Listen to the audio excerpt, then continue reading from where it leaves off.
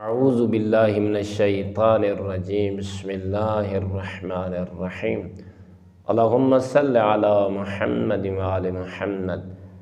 مومنین مسلمین پریشان حال لوگوں کے لیے ایک رسول اللہ کی طرف سے تعلیم کردہ ایک خاص صحابی کو دعا ان کے لیے نعمت سے کم نہیں ہے۔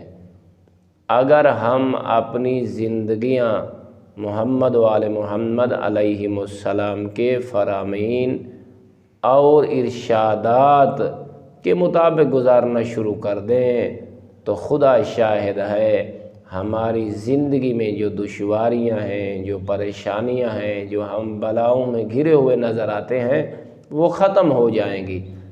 لیکن یقیناً یہ دنیا ایک امتحان گاہ ہے، امتحان تے تو انسان نے گزرنا ہے۔ جب رب نے فرما دیا لِيَبْلُوَكُمْ أَيُّكُمْ أَحْسَنُ عَمَلًا، یہ اس اللہ کا جو سب سے بڑا پیغام ہے کہ میں اپنے بندے کو ضرور آزماؤں گا۔ آزمائش ہوگی لیکن ایسی نہیں ہوگی جو آج ہمارے گھروں میں، ہمارے معاشرے میں، ہماری بستیوں میں، ہمارے گاؤں میں نظر آتی ہے۔ یہ ہمارے گناہوں کا نتیجہ ہے، محمد وآل محمد علیہ السلام کی سیرت سے دوری کا نتیجہ ہے۔ جو ایک صحابی بڑا پریشان رہتا تھا، اس کے برے حالات تھے، رسول اکرم صلی اللہ علیہ وآلہ وسلم نے انہیں ایک دعا تعلیم دی۔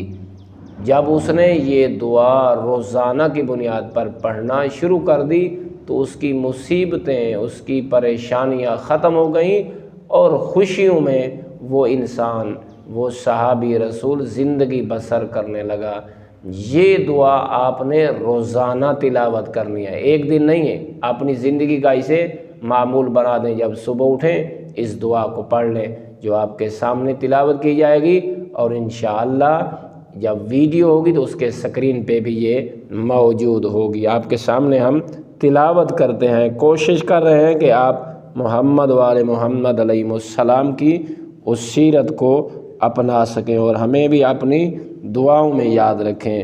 وہ دعا یہ ہے: لا حول ولا قوت الا باللہ توکلت علی الحی الذی لا یموت والحمد للہ الذی لم یتخذ ولدا ولم یکن لہ شریک فی الملک ولم یکن لہ ولی من الذل وکبرہ تکبیرا۔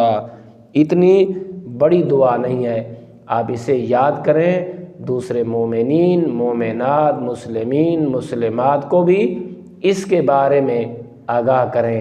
اللہ رب العزت آپ کی پریشانیاں ختم فرما دے گا۔